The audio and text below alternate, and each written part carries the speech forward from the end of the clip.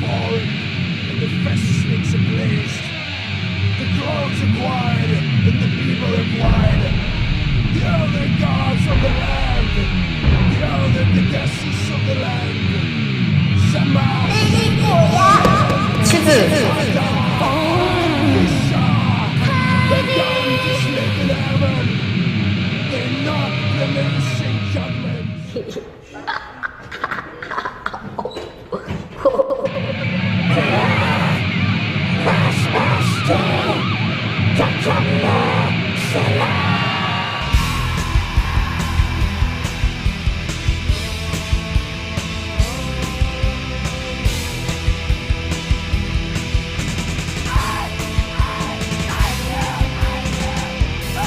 Oh boy, what is up, YouTube? It's episode 89, like I promised. The Radio Free Innsmouth, like I promised you last week. It happened. So let's say you're out there, you got a problem. You know, you've written some riffs that kind of sound like this. You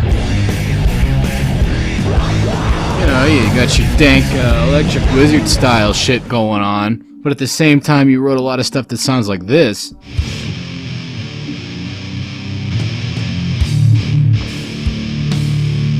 you're like, oh man, I have this European style doom death metal. How am I supposed to make that work with these Electric Wizard riffs? And then I wrote some other stuff that sounds a little bit more like this.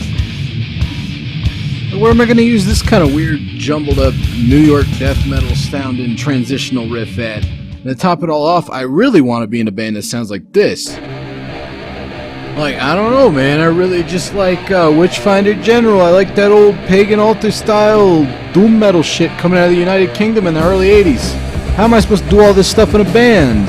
You may ask. And either Shagrat looked over at Slasher Dave or Slasher Dave looked over at Shagrat in Detroit in the early 2000s and was like, get Billy Nocera on the phone. I have an idea that I'm sure Razorback Records would be very interested in. For those not in the know, Razorback Records is sort of an underground institution. They started out under the guidance of Billy Nocera way back when, like mid to late 90s, putting out really weird grindcore like Catasexual Urge Motivation and Intense Hammer Rage, which got banned in Australia. Whoops. Because they're from Australia. That's not good. From like Tasmania or some shit. Anyways, later on, he sort of brought his love of horror movies into the death metal genre. He reissued all of the old Impetigo or Impetigo or however you want to say the band name. I've heard people say both things. He reissued all that stuff. That was big on horror movie samples. And then he started signing bands that would sort of be assigned a horror movie gimmick. Big example would be like Fondlekorps out of the Netherlands, I think, who had this like 80s slasher thing. Now, I'm not big on like 80s slashers. If I want to see some buxom young woman get cut up, I want it done very artfully in the style of a Italian master such as Mario Bava. Thank you very much. Look at this faggot. Luckily, some other bands agreed with me because we have Acid Witch, who are the band we were going to be talking about this week. They're very influenced by a lot of those satanic panic movies from the 80s. You know, God, what's the one? It's got the band called Sacrifix in it, where the guy like summons the Brockstar demon or whatever. They're also big on Witchfinder General, of course, the classic, I want to say late 60s British movie starring Vincent Price. They have sort of like a hammer horror vibe to them. There was Crypticus, who are probably my favorite Razorback band of all time, that went back into the Lovecraft stuff and also into like old Bela Lugosi movies and such. You know, with the pull the string type shit and all that. And then there was Hooded Menace, who looked to the Central and Western European stylings of 70s horror movies, specifically the Blind Dead series. Now, there's not a lot of love lost between Lasse, the man guy behind Hooded Menace, and Billy from Razorback today, but back in the day, I think they got along well enough because he got Lasse to do guest main vocals on this first Acid Witch album, which lends it quite a bit of extra heaviness. Also, you have Patrick from Crypticus producing the thing, and that's why it's the heaviest sounding Acid Witch album, this debut right here. But enough jibber-jabbering about old metal history and blood feuds and whatnot, let's get into how you tie together wacky death metal and old school heavy metal and spooky noises and stuff. So here's the mutated spawn of a stoner metal riff and sort of a weird suffocation staircase chuggy riff. Very interesting stuff. It has the chromaticism of death metal mixed with the sort of pentatonic melodies and grooves of ye old Witchfinder General and also Electric Wizard and the sludginess. The lead guitar reminds me quite a bit of Bathory in tone and in the notes that he chooses to play. And now we get into an Asphyx riff. This is straight up old school doom death, and I think Lasse helps a lot with giving it that atmosphere. He was in the band Phlegethon, which was an old school Finnish death metal band back in the day. I remember a lot of people were comparing this to Demilich way back when it came out just because of the vocals. Like, goddamn. Like, this sounds nothing like Demilich. He just has low-pitched vocals and he's from Finland. Whatever. Honestly, I think people were just shocked that back in 2006, 2005, death metal as a genre finally decided to stop sucking, which it had been in a pit of suck since about 1996. It just sort of died and got technical and stupid. But you got, you know, your Razorback Records bands and your Dark Descents Records bands decided to come back and show people how to write stuff with good riffs in it. When they wanted to, they could sound like very spooky, old school death metal with these twisty-turny leads. It almost reminds me of 80s death metal like Death. But they're expert songwriters, so they can transition back into the heavy metal on a moment's notice, like this. It doesn't thrash so much as it lumbers around. There's also quite a bit of atmospherics and weird psychedelia going on, particularly in the latter half of this album. Fucking tremolo black metal riff out of nowhere. Leading into some doom death atmospherics. Or maybe even black metal, the way they're picking around inside a bar chord like that. Pretty cool stuff. And as you can probably tell from the fact that they're called Acid Witch and the album is called Witch Tannic Hallucinations, they have quite the sense of humor. A lot of people who are into occult happenings and panics from days of yore in American history might know about what the hell a witch's tit was. It was like an extra little nipple that supposedly grew on your body that the witch would start sucking your soul essence out of. Guess what direction Acid Witch went with that when they did a song called Witch's Tits. Nice little effect there. I wonder what they could be implying with that noise.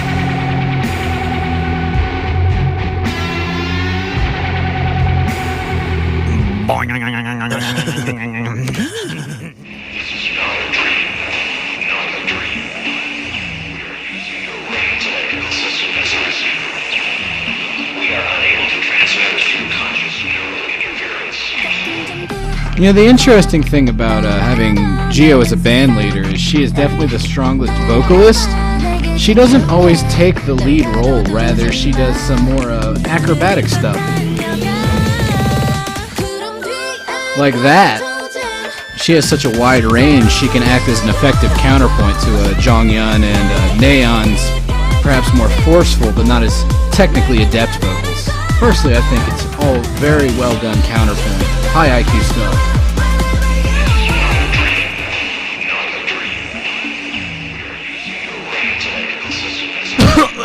God, where did I go? It was cold and it smelled like formaldehyde. Well, anyways, so out there, I say new wave of British heavy metal. What do y'all think of? Who's the best band in that? The normies say Iron Maiden. Wacky asshole metal elitists probably say like Satan or something. The more high-minded among you might even say Angel Witch. But truly, everyone knows is that Witchfinder General make the best new wave of British heavy metal. And luckily, Shagrat and Slasher Dave were more than aware of that fact. So for those of you who might not be aware of Witchfinder General, according to Brett Stevens, they were in fact one of the pioneers of more complex narrative songwriting in metal. They use the verse-chorus thing as sort of like a jumping-off point to go into more epic song structures. And in sort of an Ouroboros kind of way, Acid Witch comes back from that more complex realm of death metal back into the songwriting style of Witchfinder General, which is very ballad-like in the sense of an old English ballad, not a metal ballad like Sanitarium or whatever the fuck. So this is the lead-off riff on The Black Witch, which is my personal favorite song on the album. It already has quite a few more parts to it than a typical heavy metal riff. Nice vocals from Lhasa, of course, and then we get into the more dramatic crescendo of the song, building towards sort of a bipartite explosion of dueling guitar styles. Once we get through this punk riff, of course. There we go. So style 1 is this very effects-laden thing going on over these bar chords being picked out individually in more black metal style. So this is sort of the call, and then the response to it is going to be a more aggressive riff on the bottom with a more aggressive Bathory-style lead on top. Seriously, that sounds like old Korthon solos. I love it. Very cool stuff. And the solo itself even has quite a bit of narrative to it. So they're working in more of a hard rock context than perhaps a death metal one, but the death metal complexity is bled back into it. And of course this riff is absolutely heavy and nasty. I really like the production on this album. The other albums came out after this are good, but they don't have this like grit and heaviness to it. I think Patrick had a lot to do with that. Very good producer. That double lead comes back later on in a new form. Fast Forward crew, would you care to show them?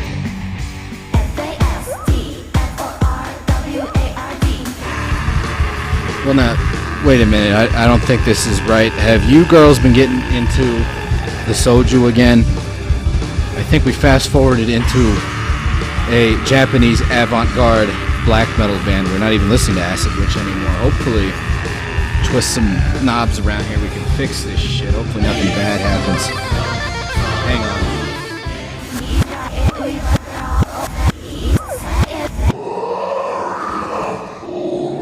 Oh God.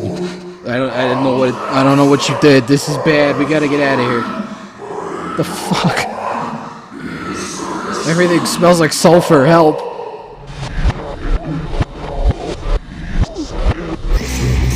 Oh, thank God. Okay, we're back. So yes, this riff comes back, leads into the leads, which aren't the same leads again. Instead, there's sort of a melodic counterpoint to what they did in the initial phase of the song. So it's like the different parts of the song are talking to each other over the interlinking death metal riffs. A little bit of songwriting, I thought. Check out this solo. This solo is sick. That was one thing you could always count on a Razorback band for. And even nowadays, like, they always have really good solos.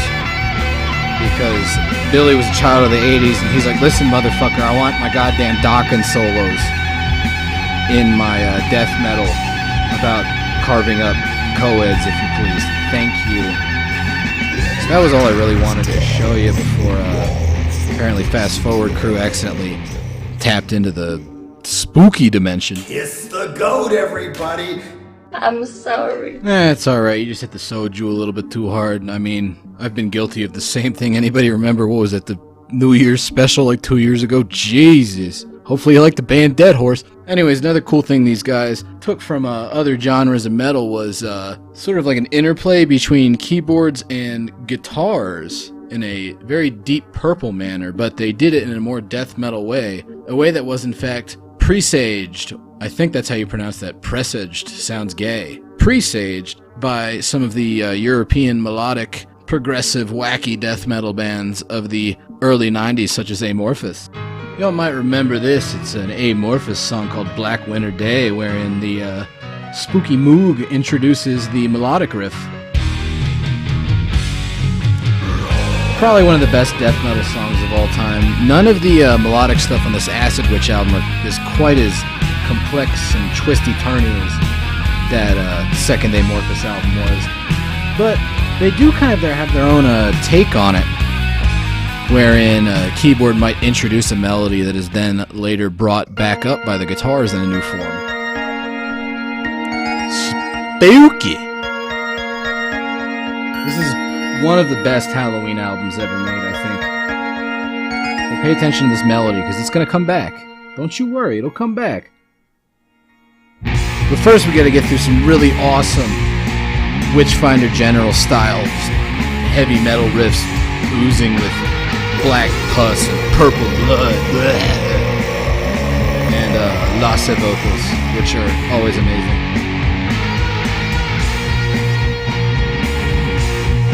Nice little variant on that intro riff there, palm muting a little bit harder. That's a little bit of variety to the music.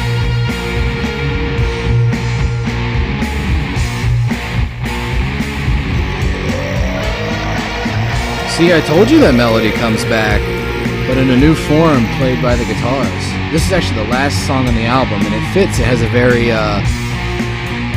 last song on the album feel to that, if that makes sense. It's a very intelligently constructed album.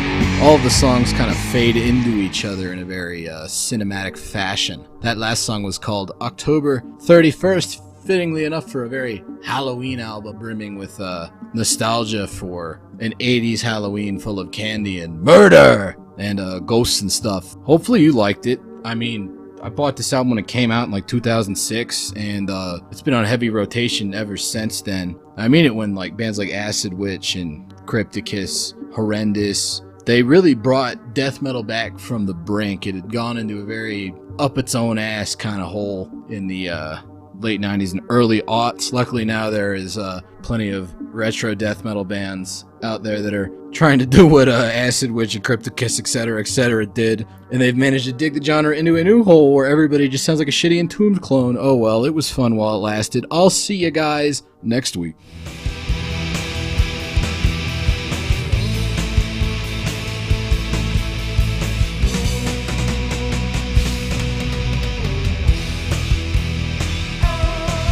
Ain't got time for your problems. He busy with career shit.